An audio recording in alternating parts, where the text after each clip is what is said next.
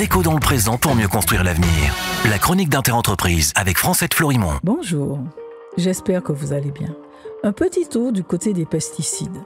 Le Fonds d'indemnisation des victimes de pesticides a présenté son rapport d'activité pour l'année 2024.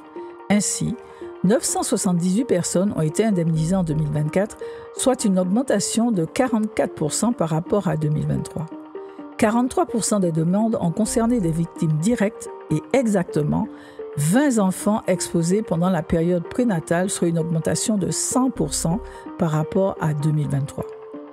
31% des demandes venaient d'agriculteurs ayant exercé en polyculture élevage, 13% en culture céréalière légumeuse industrielle et 10% en viticulture.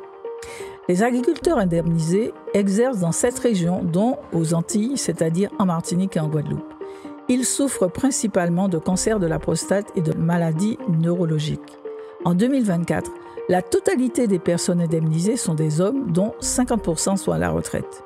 Une fois le dossier complet, le délai moyen d'instruction a été de 131 jours en 2024 et le montant total d'indemnisation versée en un montant supérieur au budget du fonds qui s'élève à 18,2 millions en 2024.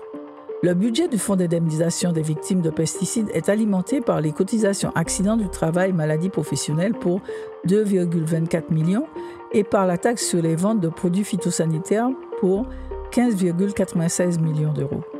Au regard de la quantité de pesticides vendus sur tout le territoire français, on peut s'étonner de la faiblesse du versement des industriels. Tout comme 978 personnes indemnisées, c'est peu au regard du nombre de professionnels exposés aux pesticides. Il y a comme des choses à revoir. À la semaine prochaine. Prenez soin de vous. Déco dans le présent pour mieux construire l'avenir. La chronique d'Interentreprise avec Francette Florimond.